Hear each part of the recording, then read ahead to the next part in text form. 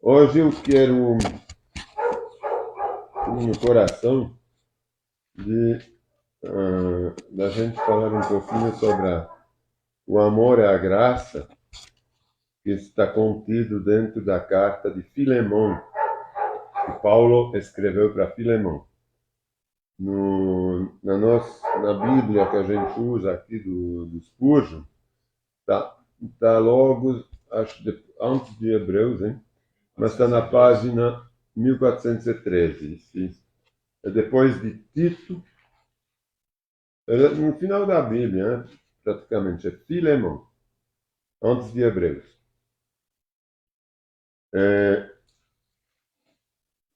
Eu vou fazer uma pequena introdução. Na verdade, é uma epístola, uma carta que Paulo escreveu, talvez em conjunto com uma outra carta aos Colossenses, quando ele escreveu para os Colossenses, porque foi na mesma época, tem as mesmas pessoas que estão mencionadas nas duas. A carta de Filemão é a única na palavra, no Novo Testamento, das cartas paulistanas, assim, de paulinas, quer dizer, não paulistanas, paulinas, que são de Paulo, que não fala sobre a doutrina, sobre de Cristo, e nem sobre as regras da igreja. Hein?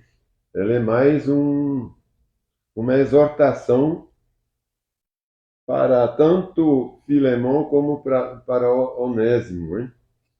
Aqui é de quem ele está falando. Aqui, o Paulo está endereçando essa carta para Filemão. Filemão era um membro que certamente se converteu naquela época em Colossos, hein?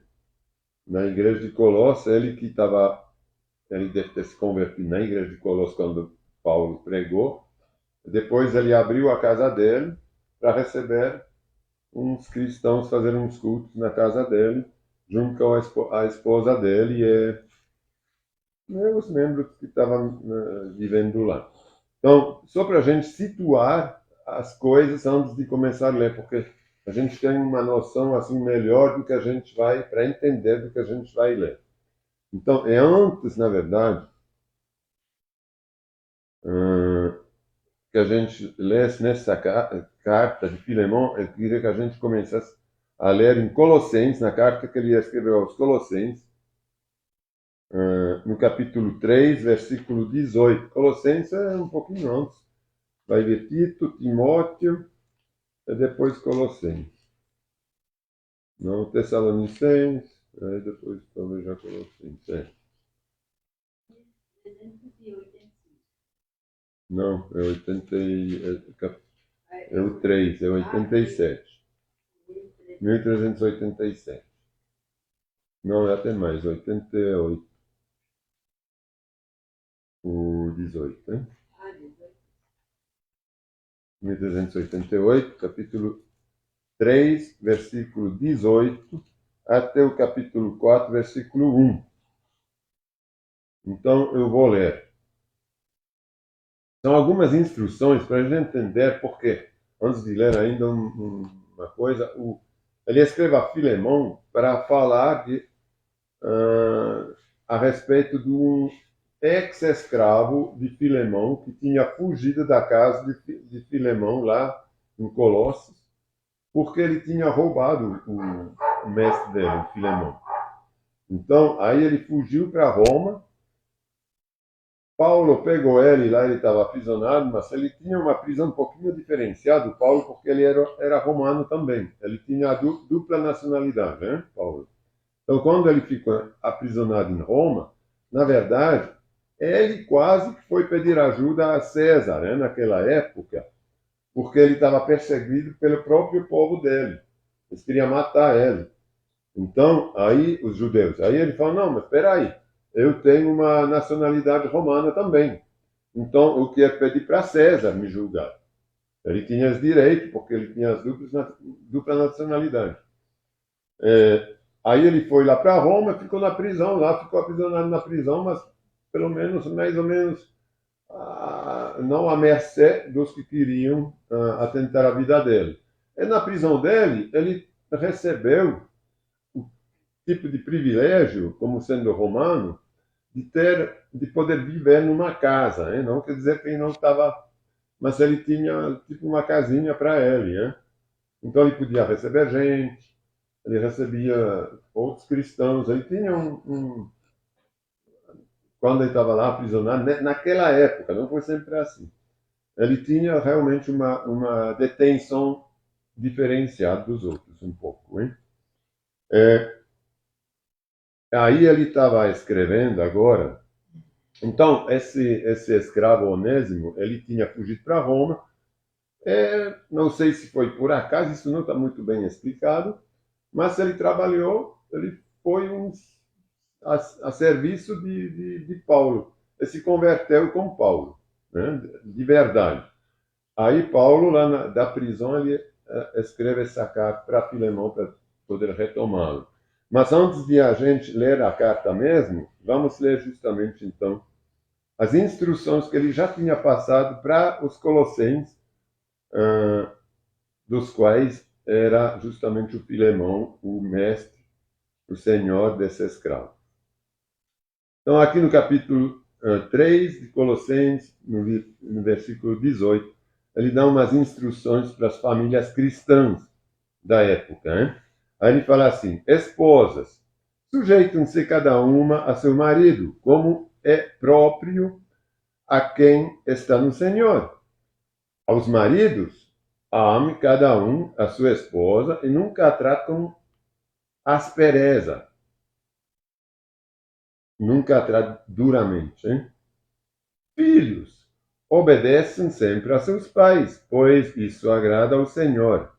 E pais não irritam seus filhos para que eles não se desanimem. Aí a gente passa para os escravos. Vocês viram que em 3 frases ele passou as esposas, os maridos, os filhos e os pais. Agora, para os escravos, é tudo que ele vai escrevendo aqui. Escravos, que são servos que na época não recebiam salário, infelizmente. Jesus foi contra isso. Ele fala: vocês nem pagam seus pessoal, seus servos. É por isso que ele se chamava de escravo, na verdade. A gente tem que ter essa ciência. Porque a gente fala assim: não, os escravos eram os servos. Sim, mas tinha os servos e tinha os escravos, na verdade. Né? Tinha uma diferenciação, um pouquinho. E quem era realmente servo, ele tinha um salário. Ele convivia muito mais que o escravo. O escravo, ele era realmente, não tinha direito a nada. Escravos, em tudo, obedecem a seus senhores terrenos, procuram agradá-los. É por isso que ele escreve muito mais para os escravos, né? Porque eles são sujeitos, assujeitados. Vou reler. Escravos, em tudo, obedecem a seus senhores terrenos, procuram agradá-los sempre e não apenas quando eles estiverem observando. Não os agrada somente quando estão ali. É quando eles estão fora de casa, vocês bagunçam. Sirvam-nos com sinceridade por causa de seu temor ao Senhor. Vamos lembrar disso. Aqui ele usa, Paulo, o temor que eles têm que ter para o Senhor, com S maiúsculo. Aqui não é Senhor com S minúsculo, são os senhores, que são os mestres dele. É o mestre mesmo, o Senhor Jesus. Em tudo que fizeram, trabalham de bom ânimo, como se fosse para o Senhor, de novo com S maiúsculo, e não para os homens. Então ele se usa aqui da autoridade que eles têm, do respeito que eles têm que ter para Cristo. Lembrem-se de que o Senhor, com S maiúsculo, lhes dará uma herança como recompensa e de que o Senhor, com S maiúsculo de novo, a quem serve é Cristo. Esse Senhor é Cristo. Mas se fizeram o mal, receberão de volta o mal, pois Deus não age com favoritismo. Eu li mais o versículo 1, senhores. Agora, Senhor com S minúsculo, aqui está com maiúsculo porque é início de frase. Mas, senhores, sejam justos, e imparciais com seus escravos. Lembrem-se de que vocês também têm um Senhor, com S maiúsculo, no céu. Então ele está falando tanto agora para os mestres e para os escravos, que os dois têm esse Senhor no céu. É que os senhores também, os mestres, têm que lembrar disso. Mas vocês viram agora quanto que ele fala em relação aos escravos? Todas as diretrizes que ele está dando para os escravos e as poucas que ele precisou dar, entre aspas, para as esposas, para os maridos, para os filhos e para os pais. Mas para os escravos tinha essa coisa de tipo como a gente sabia, eles sabiam que eles não eram realmente irmãos, eles deviam temar o Senhor. Eles falam, não, vocês têm que temar a Deus. Vocês têm que temar o Senhor, senão você sabe que o Senhor vai dar o que vocês merecem. Então, ele estava colocando medo neles, eles tinham que temar o Senhor por medo, e não porque eram convertidos, porque eles não eram convertidos. Os escravos não eram convertidos. Porque se fossem, não iam ser mais escravos, mas irmãos. Não é? Uma vez convertido a Jesus, ninguém é mais escravo. Todos somos servos um do outro, mas escravo não. Então aqui não precisa mais obedecer. E a gente vai ver essa diferença agora na carta de Filemão. Quando o escravo se converteu com Paulo, é que ele vira irmão. É que aí o Paulo tem agora que mandar essa carta para o Filemão. Por isso que essa carta não tem nada a ver com a igreja. Não tem regras de igreja. Mas ela era absolutamente necessária para o Filemão entender que agora esse escravo não era mais escravo, não. Ele era um irmão. Apesar de ter na época roubado ele veio, serviu a Paulo e se converteu a Cristo com Paulo. Então ele pede, agora vamos ler para entender. Agora a gente já sabe, a gente vai entender porque essa carta era tão necessária. Para ele não ser mais tratado como ímpio, como escravo que simplesmente tinha que temar a Deus porque Deus era grande para todo mundo. Mas não porque eles tinham aceitado Jesus. Porque nenhum escravo tinha aceitado Jesus. Senão não poderia ter nem mais ser tratado como tal. Devia ser tratado como irmão. Entendeu? Então tem essa diferença entre servo, escravos, irmãos próximos, irmãos de sangue, irmãos de Cristo. A palavra sempre faz a diferenciação, categoriza as pessoas. E isso é importante a gente entender, para a gente não achar que todo mundo é farinha do mesmo saco. Porque não é. Entendeu? Não é mesmo. Então vamos agora ler a carta a Filemão. Essa é uma carta tão prática, muito boa para a gente entender no dia a dia como que a gente tem que se comportar com as pessoas, fazendo parte da igreja, hein? Sem consideração a religião ou regras da igreja. Saudação de Paulo. Eu, Paulo, prisioneiro de Cristo. Quer dizer, ali ele se apresenta como assujeitado, como escravo também, de Cristo. Mas de Cristo. Porque uma vez que a gente é prisioneiro de alguém, a gente está sob a autoridade de quem nos aprisiona, não é?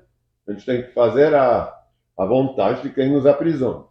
Então, ele se apresenta não como apóstolo com a autoridade de Cristo, porque ele poderia se apresentar como apóstolo, que não tem mais hoje, que os apóstolos tinham uma autoridade especial, né, naquela época, que poderia transmitir, porque eram eles que estavam estabelecendo, através do Espírito Santo, as regras da igreja. Mas ele não está se apresentando como tal. Eu, Paulo, prisioneiro de Cristo Jesus, escrevo esta carta junto com o nosso irmão Timóteo, a Filemão, nosso amado colaborador, a irmã Áfia é a esposa do Filemão, né? Ele está falando da irmã é do Filemão, por quê? Porque era na casa deles que eles recebiam a igreja. Ele está escrevendo da Filemão porque a casa deles, eles abriam a casa deles para receber as pessoas em Colossos.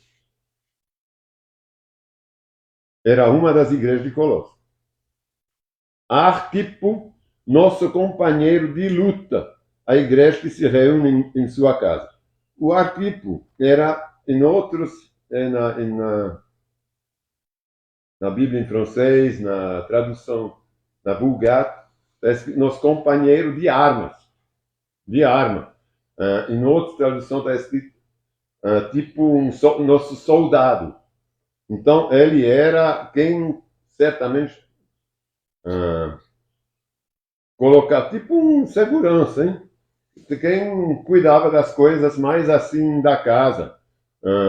Ele era um servo, um discípulo de Cristo, convertido, mas que certamente tinha, tipo Elias aqui, né? Que a gente confia as coisas, é verdade, é que tem uma autoridade também armada, se precisar. Né? É porque lá é companheiro de arma. Então, porque a gente pode imaginar que naquela época devia estar complicado, né? Em Colossos, assim. Naquela época, se imagina hoje. Então, se hoje então imagina também naquela época. Então, que Deus nosso Pai e o Senhor Jesus Cristo lhe deem graças e paz. Olha como é maravilhoso. Na verdade, eu queria ler também, eu fiz uma anotação aqui. Vamos ler, vamos voltar para Colossenses, no capítulo 4, versículo 17. A gente vai entender melhor também quem é o Arquipo, para depois, quando a gente vai ler. O Arquipo, ele é citado no final de Colossenses, ele cita ele nessa carta. Por isso que eu acho que essa carta a Filemão, essa aqui sou eu que falo, né? Não é oficial. Mas eu acho que ela foi anexada um pouquinho à carta aos Colossenses, porque ela não é uma carta assim, ela é mais um bilhete, uma exortação para o Filemão. Ele não tem nada a ver com a carta aos Colossenses, que são regras para a igreja, é tudo, hein? Parece que um anexo, você vai entregar, quando vocês vão entregar a carta lá, aos Colossenses, entrega esse bilhete também para Filemão, tem umas recomendações, entendeu? Claro que ele é uma carta, mas ela não tem nada a ver com as outras cartas, é um sentido assim. Então vamos ler em Colossenses, no final, no 17, 4, 17. E digam a Arquipo, cuide em realizar o ministério que o Senhor lhe deu. Então, ele tinha um ministério dentro dessa igreja, né, de cuidar das coisas. O Senhor lhe deu. Então, quando ele cita ele cita os principais. O Filemão, a Áfia, a mulher dele, e o Arquipo, que era o cara, a pessoa que tinha o ministério de cuidar das coisas lá, né, dessa igreja.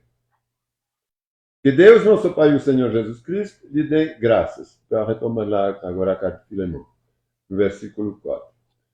Sempre dou graças ao meu Deus por você em minhas orações, pois ouço com frequência a sua fé no Senhor Jesus e do seu amor por todo o povo santo. Oro para que você ponha em prática a comunhão que vem da fé, à medida que entender e experimentar todas as coisas boas que temos em Cristo. Isso ele está se endereçando a Filemão, falando que ele sempre ora, como ele agradece também ao Senhor pela fé que ele tem. Porque ele fala, pois ouço com frequência da sua fé no Senhor Jesus Cristo, do seu amor por todo o povo santo. O fato que Filemão abria a casa dele para o povo santo era um gesto de amor. Todo mundo não fazia isso não naquela época, né? É um pouco como hoje, na verdade. Não é? Tem que ser um ministério, como eu falo sempre. Ou a gente tem um ministério ou a gente não tem. Se não tem, é melhor não abrir a casa, porque aí a gente vai querer dinheiro, vai querer receber compensação, aí não é mais ministério. É isso que ele está falando aqui para o Arquipo. Cuide do teu ministério. É isso que ele está louvando o Filemão. Que eu ouço como teu amor é grande para o povo santo, é tudo. Então ele começa a carta por isso, né?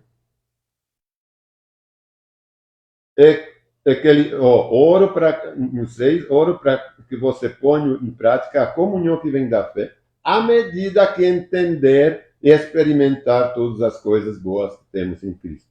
Então, sempre tem essa noção na palavra que as coisas não são dadas de uma vez só. É lógico que a gente tem um crescimento espiritual na fé, nas obras que a gente faz para Deus. Nada, quando a gente pede uma mudança imediata, é drástica. Algumas pessoas estão pedindo isso de certas pessoas. Ah, se converter, você não pode mais fazer isso, não. Não, é sempre a medida. A medida do entendimento de cada um, não é para todo mundo igual. Tem uma medida certa, tem um tempo certo, tem um crescimento espiritual, tem uma santificação, né, que é progressiva. À medida que entender e experimentar todas as coisas boas que temos em Cristo. Seu amor, no versículo 7. Seu amor, meu irmão, tem me dado muita alegria e conforto, pois sua bondade tem revigorado o coração do povo santo. Como é bom, hein? Ver como esse Filemão estava maravilhoso. Ele fala que a bondade de Filemão era, na verdade, um porto seguro. Era um porto seguro essa casa para o povo santo, hein?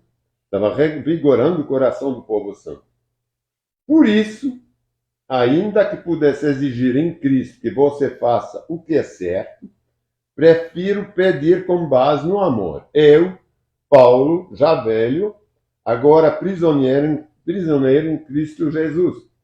Ele fala, por isso, então, já que você é tão bondoso, já que você tem esse entendimento, esse amor para o povo santo, para quem se converteu a Jesus, eu poderia exigir, se fosse para outro, porque na minha qualificação de apóstolo, que eu recebi essa autoridade de Cristo, eu poderia falar, não, agora eu quero que seja assim, você faça isso, isso, aquele. Mas ele fala, não, prefiro pedir na base do amor, que agora estou prisioneiro em Jesus Cristo. Então ele está, agora ele fala, no 10, suplico. Então ele está realmente não ordenando, está suplicando, pedindo, que demonstra bondade ao meu filho Onésimo. Tornei-me pai dele na fé quando estava aqui na prisão. Onésimo não lhe foi de muita utilidade no passado, mas agora é muito útil para nós dois. Ele está suplicando que demos bondade para o Onésimo. Onésimo foi o escravo que roubou ele e fugiu para Roma. É que ele fala, tornei-me pai dele na fé, porque ele se converteu com ele, com Paulo, hein? Certo? Quando estava na prisão. Onésimo não lhe foi de muita utilidade no passado, por quê? Porque tinha roubado ele, hein? Mas agora é muito útil para nós dois.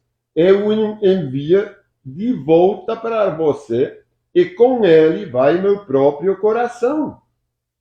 Gostaria de mantê-lo aqui comigo enquanto estou preso. Preso por anunciar as boas novas. Assim, ele me ajudaria em seu lugar. Mas eu nada quis fazer sem seu consentimento. Ou como ele age, com cuidado, né? Ele fala, não, eu não queria fazer nada sem eu não quero me intrometer. É o que a gente sempre fala, né? A gente não se intromete na casa de ninguém, é na comunhão de ninguém entre Deus. Não há um padrão. A gente não pode se intrometer e falar, não, a tua comunhão com Cristo ela tem que ser assim com Deus. Não. A comunhão de cada um é pessoal. Então, ele fala assim, gostaria de mantê-lo aqui comigo, mas eu nada quis fazer sem o seu consentimento. Meu desejo era que você ajudasse de boa vontade e não por obrigação. Porque na qualidade, de novo, de apóstolo, ele poderia ter falado, não, eu quero agora que você... você faça isso. Com ele, eu quero agora que você pegue esse escravo de volta. Ele te roubou, mas você não pode fazer isso. Não. Ele pede o consentimento dele. Ele pede que ele tenha essa boa vontade que não seja por obrigação. Ao que parece, no 15, você perdeu Onésimo por algum tempo para ganhá-lo de volta para sempre.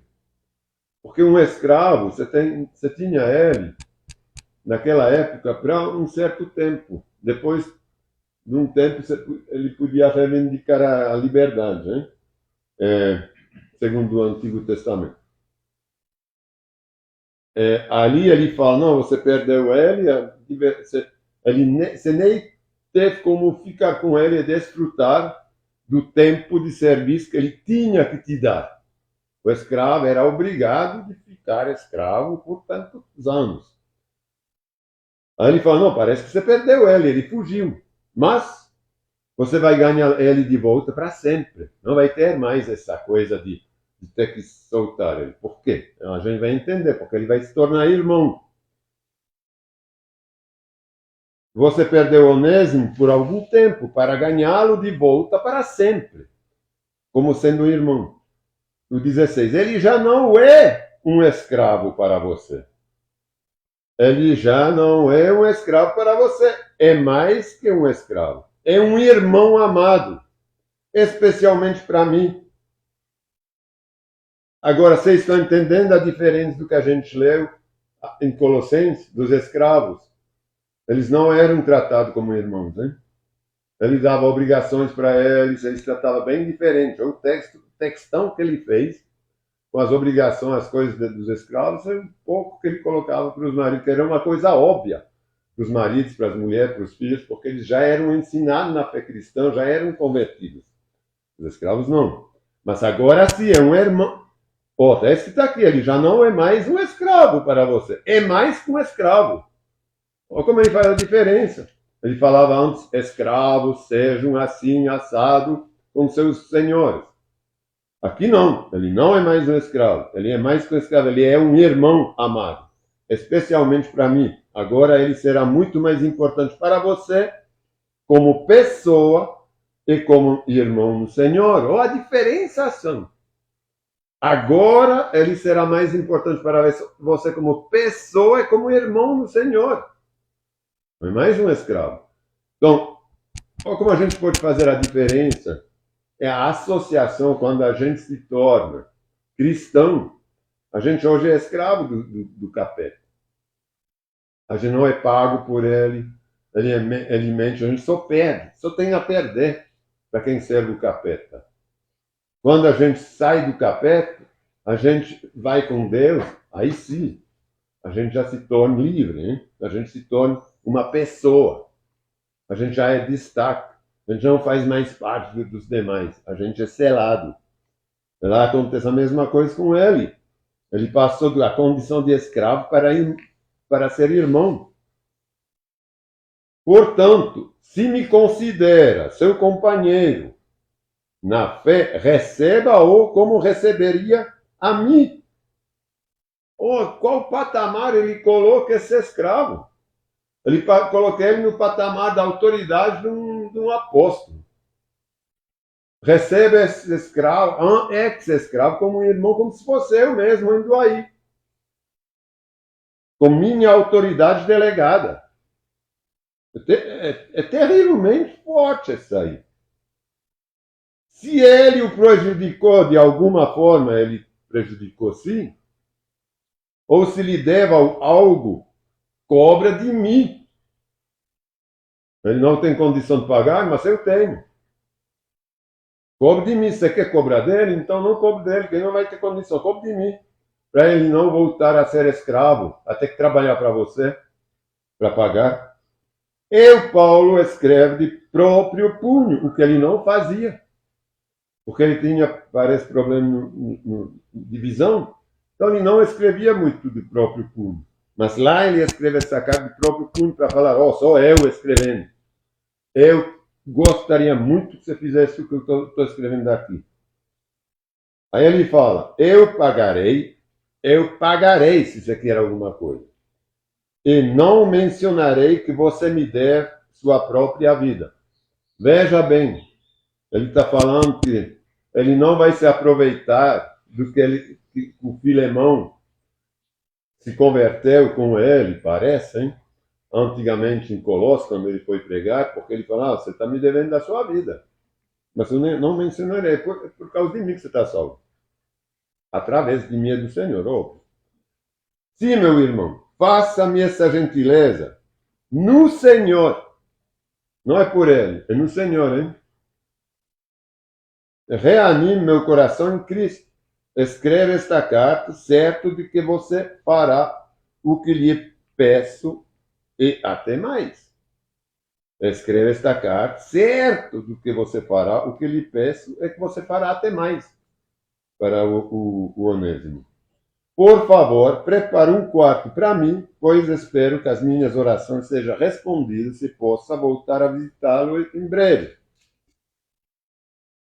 Acabando aqui com as saudações. Epafras, meu companheiro de prisão em Cristo Jesus, manda lembrança. Epafras era também um rapaz de Colossos que tinha sido preso por causa de proferir a palavra do Senhor Jesus em Colossos. Hein? Epafras, meu companheiro de prisão em Cristo Jesus, manda lembrança. Marcos, Aristarco, Demas e Lucas, meus colaboradores. Aqui está escrito colaboradores, às vezes é conservos, servos, ajudantes, depende da versão. Hein? Na verdade, seria melhor traduzir por ajudador que colaborador. São realmente ajudantes de Paulo. Também envia saudação. É todos esse povo que a gente não leu no final do capítulo 4 de Colossenses, que também aparece lá. O Demas, a gente só tem vou dar a gente vai ler em relação a Demas, para a gente saber o que aconteceu com ele. Ele se afastou, infelizmente. Ele abandonou a fé depois em 2 Timóteo 4:10. Vamos ler rapidinho. É bom não passar por cima desses acontecimentos como se nada tivesse acontecido. Em todos os tempos, teve gente que desfaleceram na fé. Ali a gente vê que, por exemplo, Aristarco, que a gente leu, Lucas, que é o Lucas que escreveu o Evangelho depois, o Marcos não é que escreveu o Evangelho, é um outro. Colaboradores também envia saudação. Ele estava lá junto com ele trabalhando. 2 Timóteo 4:1. Alguém tem a página? 1406. 1406?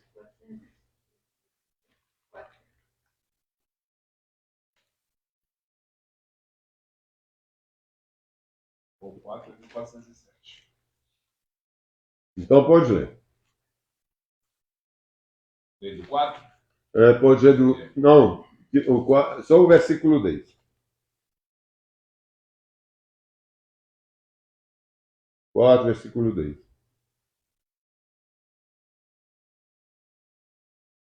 Demas me abandonou, pois ama as coisas desta vida, e foi para Tessalônica. Crescente foi embora para a Galácia, e Tito para a Dalmácia. Pronto. Então a gente vê que os outros foram evangelizados, mas o Demas o abandonou porque amou as coisas do mundo. Hein? Então, infelizmente, não é de hoje que as pessoas se deixem depois ou voltam para o próprio vômito delas, hein? Quando alguma coisa as atrai no mundo, elas não conseguem resistir. Então, isso é uma coisa que faz parte do ser humano, é que se a gente não vigia, a gente está à mercê do capeta que vem através dos atrativos do mundo para nos desviar do caminho que a gente escolher.